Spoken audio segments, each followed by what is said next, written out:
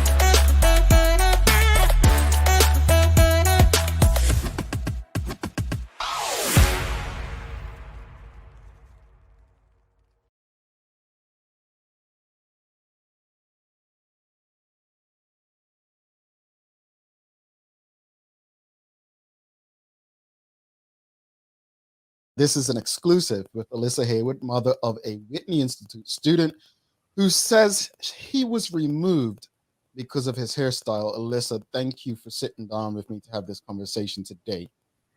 Jamal, thank you for allowing me to use your platform. No problem, no problem. So let's speak to us a bit about, let me just, for those who don't know, I'll read what I saw was sent to me from Marge's List. Okay. And you had posted on Marge's List that back in May last year, you allowed your son to dye his hair, his beautiful hair, you should Yeah. And you read the school's handbook, which mentioned nothing about hair color. Exactly. All right. Jump to present day, you stated, Whitney Institute has now amended their student handbook to target your son about his blonde-tipped hair. I had clearly stated said my stance on this issue. You stated that my son constantly being harassed by Dr. DeShield, the acting principal, about his hair, even threatening to remove him from school. You stated that you spoke to the Minister of Education, who himself stated that hair color has never been an issue during his tenure. The handbook used to simply state that his appearance needed to be neat and not distracting. You said you've been doing your son's hair since he was 2, and it's always looked presentable. To wrap it up, you basically asked people on Marge's List, can they explain why the acting principal deems this matter more important than your son's education? Why did you feel the need to go public with this? Let's go there first. It originally started out of frustration. And what people fail to realize, what people, they're missing the point. This is more than, it's about more than just his hair. It's the principle of the matter. My son is constantly coming home and telling me that they said I need to change my hair. And I was like, who are they? Right? So nobody at any point had ever reached out to me directly. They are always, I'm getting these secondhand messages through my child. But the reason, again, for going public is because I have sent emails to the school. I have tried to reach out. I have asked, and I have yet to receive a direct response, so I did actually receive a response on the 1st of November. So remember, my son's hair was first dyed in May 2020, and then it was dyed again in May 2021, but only since May 2021 has this been an issue. And the response that I received was an email stating that they have spoken to my child specifically, and that the handbook was actually updated on November 1st. And the part that was updated was specifically about hair color, and it was even underlined. So if you felt the need to update your handbook, why was I the only person that received a copy of this update? There was never any memo that went out to any other parents or anyone about this update. Okay. And, the minister did, according to the Royal Gazette, stating a row of the color of a schoolboy's hair should have been dealt with by the Parent Teacher Association, the Minister of Education, Abdullah Raban said. He added that the pupil involved had not been expelled from Whitney Institute Middle School in Smiths and that no withdrawal request had been submitted. Now, based on unless you edited your post, I don't believe you said that in your post.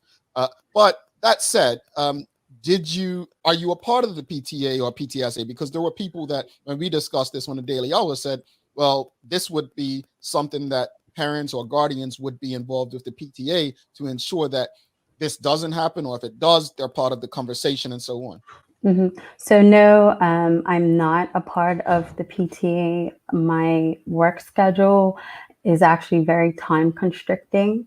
So it would just be really difficult. However, I do send correspondence to the school directly, and I tell them I have an open line for communication.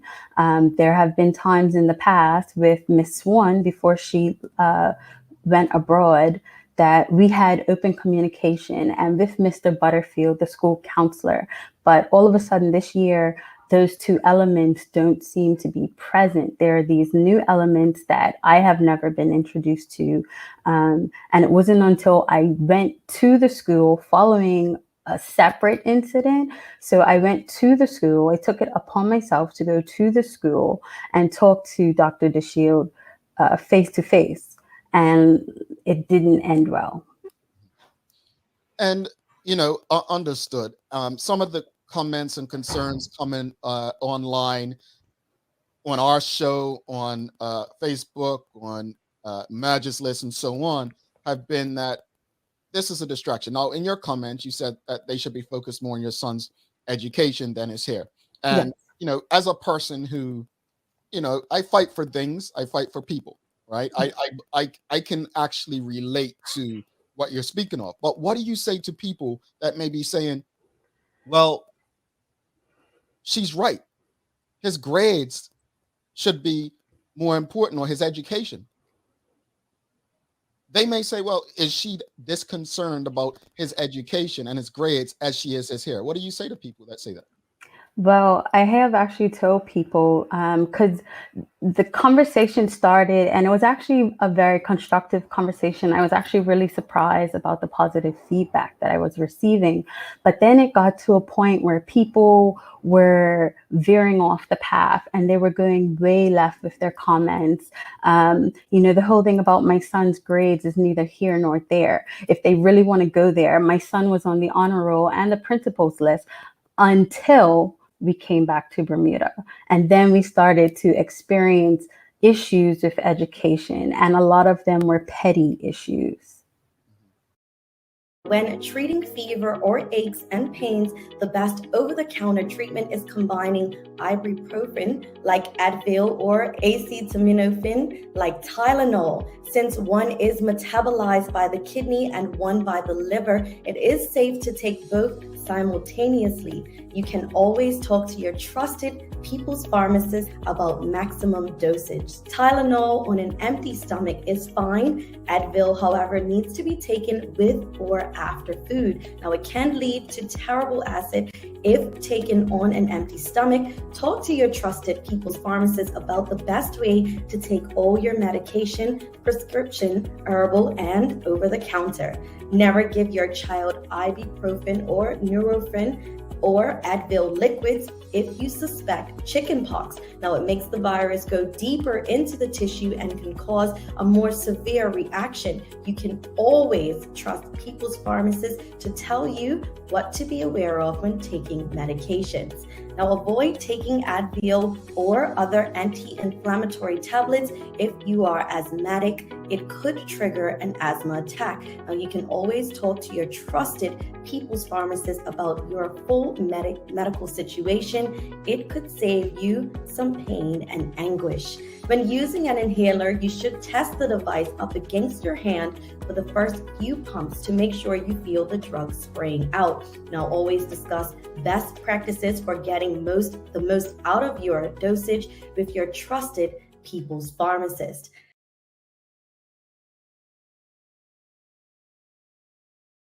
This month, we're bringing back an old favorite distributed by John Barrett & Son Limited, a thirst-quenching European treat, Orangina, made from orange, lemon, mandarin, and grapefruit juices. Orangina brings us the flavor of the Mediterranean in a distinctive pear-shaped bottle. Orangina originated in France in the early 1930s and is now one of the world's favorites, a natural thirst quencher containing real fruit pulp. In fact, the makers of Orangina recommend we gently shake the pulp to enjoy the full fruity flavor. Lindo's, why go anyplace else? Mom's celebrating her 70th birthday next month. Have you noticed her age is catching up with her? Yeah. Plus, she's having a hard time getting up and around like she's used to. I would sure hate to see her fall. At Medical House Limited, we can help make life situations easier. We have electric beds, motorized scooters, bath stools, walkers, you name it. Mom's been real good to us. We'll get her birthday and Christmas gifts from Medical House. Medical House has relocated next to the Dendy Town Field. Number 6 Bakery Lane, Pembroke. Telephone 292-3622. I must say, Alissa, you saw the episode, we discussed it. I know that Bermuda is traditionally a conservative place. I accept that. And, therefore, I accept that it's traditional in many respects, but I fight for what I don't agree with, right? Right. So I respect your bid to fight for this. But how is it that, you went public with it?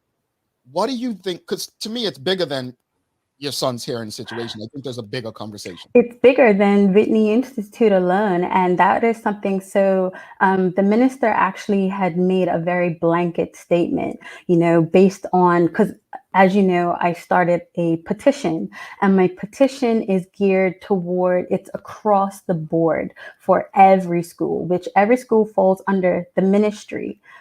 He keeps talking about the PTSA. That's just for Whitney Institute. I'm not just fighting for the students of Whitney Institute. I'm fighting across the board for students of Bermuda, period.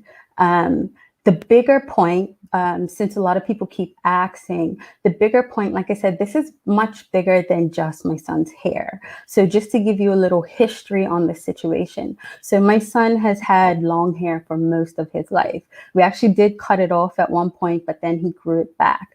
And the reason for cutting it off in the first place is because Bermudians are bullies. Like you said, they're very conservative and they're not open to change and expression and the freedom of expression. So my son, with his long, beautiful hair, we are of Native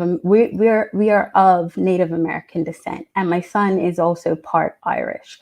So that's why I said his beautiful hair. He has this beautiful, silky, dark hair, and my son's being constantly ridiculed only by Bermudians, like I said, only since we've been back to Bermuda. And adults, adults have the most to say about my son's appearance. Because he's a handsome little boy and he has long hair, a lot of people are always telling him he looks like a girl and this way, that way, and the third. And that actually really affected my son in a very negative way. So it's been years of me coaching and teaching my son to accept himself and not to be bothered by what people say. But that's kind of hard to tell to a 6-year-old who's going up against a 50-something-year-old, So as time progressed and time went on, when he started at Whitney, there was teasing, there was bullying in Whitney from the student body, particularly children that had more coarse hair or shorter hair, boys and girls constantly teasing my son. And it was really upsetting as a mom. Like, what do? You feel helpless. You can't help your child. But it got to the point where my son still did not want to cut his hair, but he did want to change it to make his appearance a little more masculine.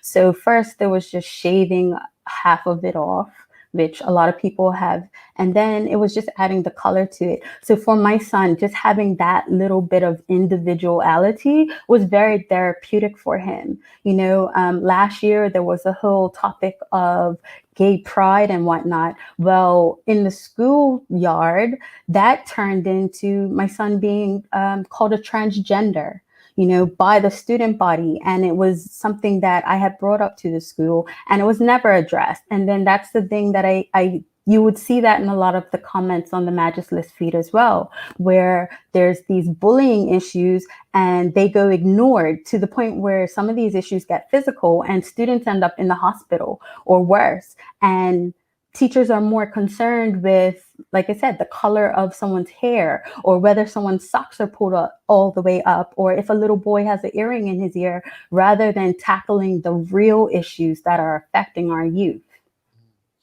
I felt everything you were saying. I did. It's and thank you for the background and all of that, because I think it helps, understand why a mother is so passionate about, making sure that this is not just about Whitney Institute or my son. This is a bigger thing that we're talking about. As a person who had a summer job many years ago where I had earrings in and I was asked to take them out, and I challenged it. I had no understanding of law or HR at the time, but I was proven to be right.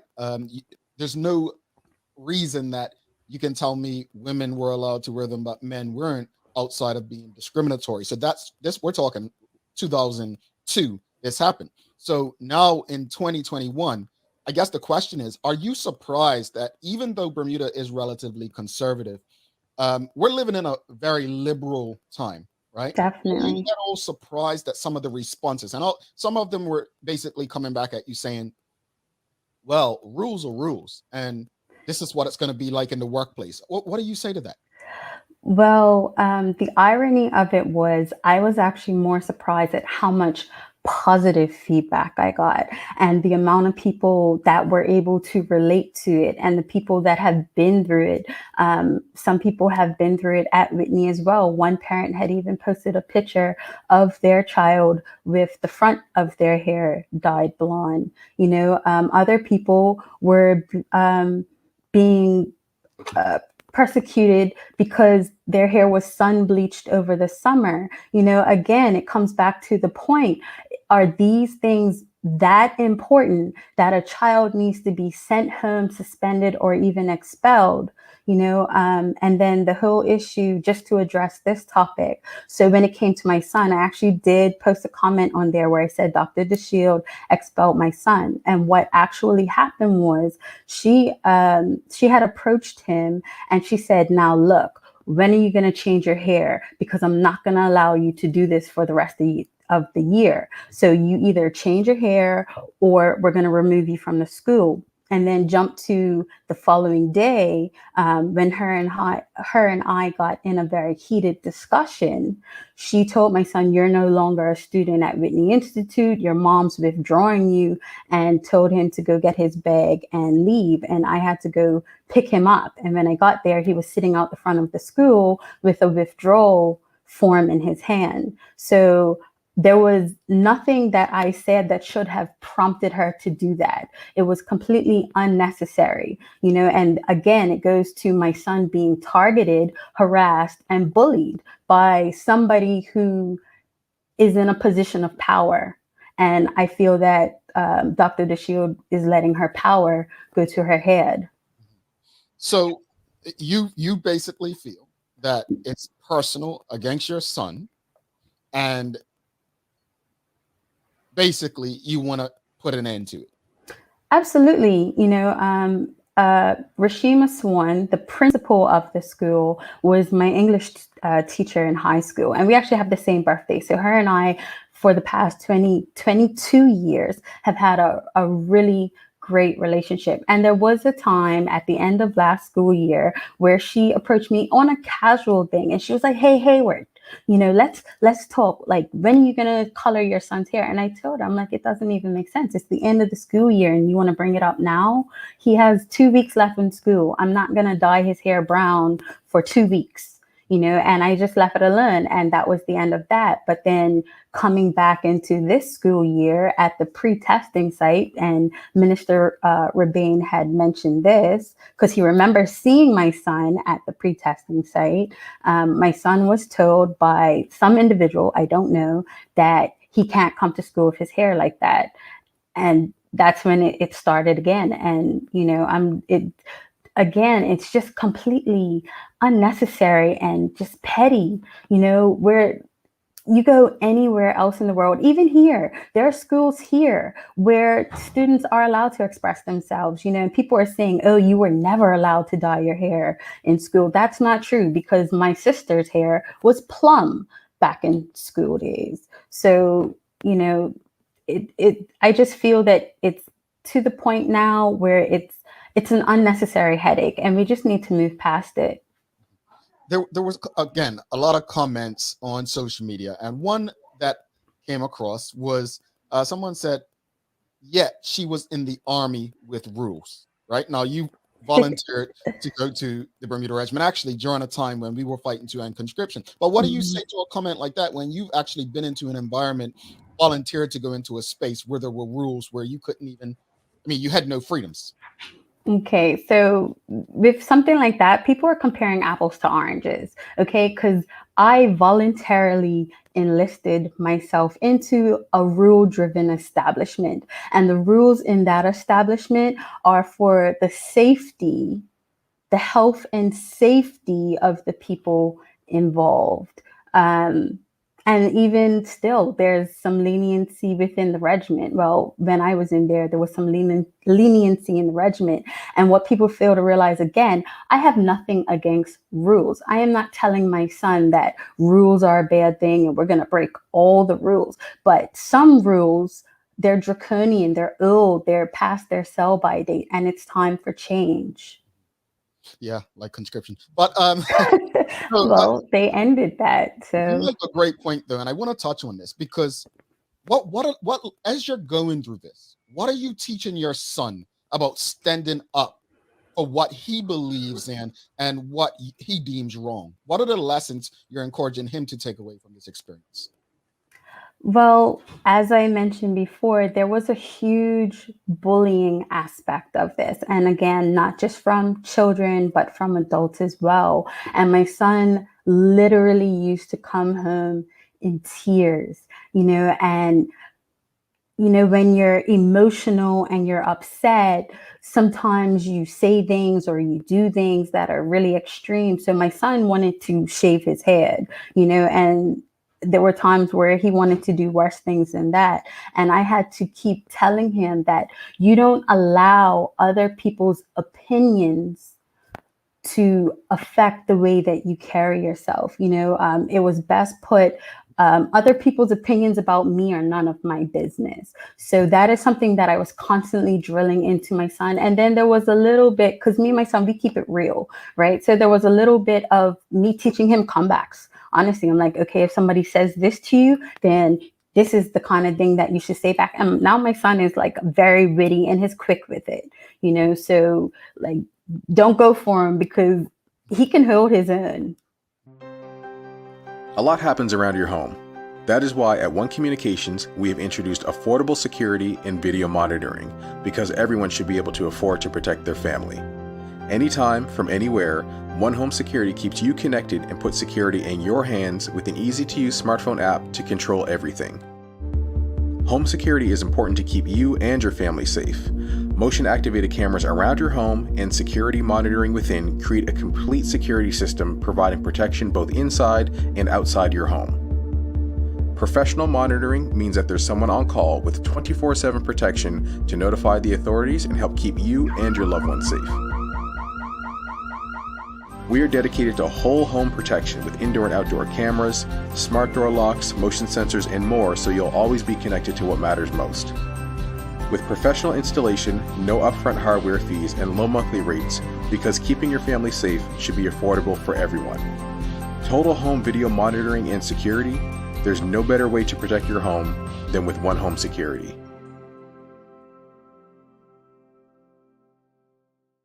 you have the petition out right now. You mentioned that it's not just about Whitney, it's not just about your son. What's your hope, like the end result of all of this, that your son is allowed back in Whitney Institute and that the rules change overall in the ministry? Like what's the end result you're hoping for? Well, my son actually went back to school the next day. So I wrote a lengthy email to the ministry, to the commissioner, as well as the middle school education officer, a very lengthy, detailed email, just explaining everything in its entirety, more than I've even mentioned in this interview. I got an email the following morning from the commissioner stating that my son is still a student of Whitney.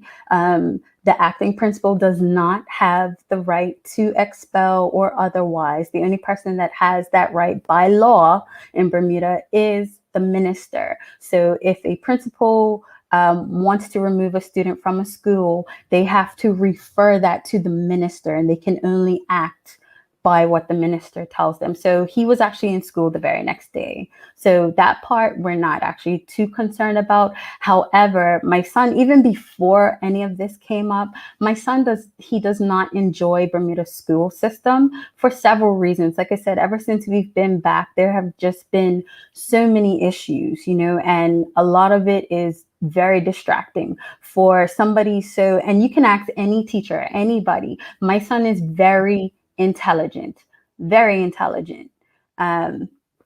So again, the grades and all that kind of stuff is irrelevant. But I'm sorry, I kind of like lost the point of where I was going there.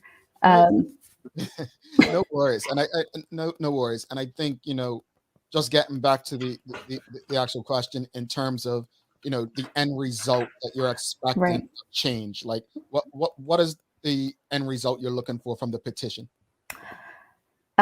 So the end result I'm looking for in the petition is just getting rid of that particular portion of the rules as it pertains to appearance. Like hair color shouldn't matter.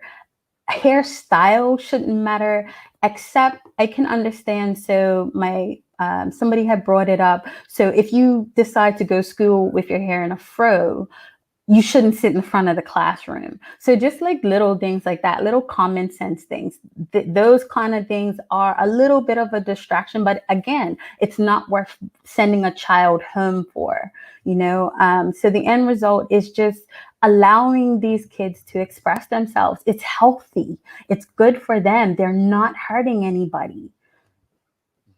I must say that I am very surprised that this is a thing in 2021. Responses on both sides have surprised me, to be honest. I'm a bit surprised that people have been going through this kind of thing for many years and haven't spoken out to try to change it. Right? 50 plus years, yes. Yeah, it surprises me more people haven't taken stances, but it also surprises me that so many people within my age range, we're talking 35 to 45, really just accept it and believe like these are rules. And I'm not saying, you mentioned not all rules are bad. Not all rules, some rules are actually made to protect our interests. Folks, So because rules exist doesn't mean that they are good or should remain. Go ahead. Sorry. So when you and Sherry had originally addressed the issue, you guys got into the topic of jewelry. And see, now that becomes a safety issue, right? Because if you're allowing kids to wear these huge gold chains to school, that is kind of unnecessary. But there are instances where somebody might have a locket on a little necklace that they keep under their shirt. That isn't cause for alarm. You shouldn't ridicule that child. And then again, how many studs or little hoops somebody has in their ear? I have 7 holes in my ear. If I want to fill all 7 holes, that should be my prerogative. If I was wearing my hair down like this, you wouldn't even know the difference. So these kind of things, like we really have to be mindful of exactly what it is we're expecting, because so many people, and then this was the thing that surprised me as well, because when there were these negative some irrelevant comments, I didn't even have to respond to them because other commenters were jumping to my defense and trying to keep it on track. And I think it's important when we have these discussions for us to really remove the individual, remove the person. So removing the individual and understanding the situation, I get this struggle, I get the fight, but I think it's bigger than your son. I think it's bigger than the school. I think it's bigger than a hairstyle. I think this is a conversation that's long overdue, and I think collectively as a community, as a culture, as a society, we need to have these conversations to get to a space where we are culturally accepting and understanding of others and what they choose to do with their bodies. It's not impacting anyone else. It's not harming anyone physically, emotionally, or mentally. Then it's not impacting the ability to learn in this institution of learning. Then I don't personally see what the issue is. So I commend you on standing up for your son. Obviously, yes, there's a lot of people who say, look, I hope that, she's this concerned about education. We don't know this. We don't know that. So those comments to me, while I appreciate them, that's neither here or there in this conversation. At the end of the day, if she was not concerned about his education, one would say she wouldn't be making an issue about his hair, because she would probably say, okay, just stay home.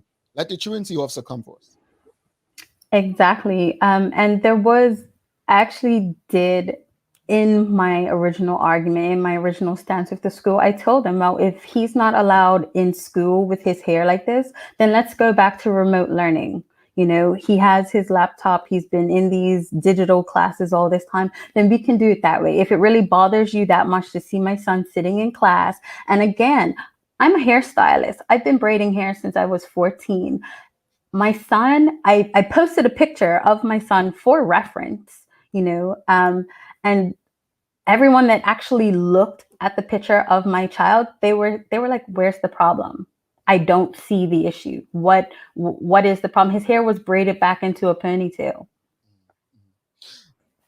My hope is that you can resolve this situation and what's in the best interest of your son's education, and that it's something that everyone involved can learn from.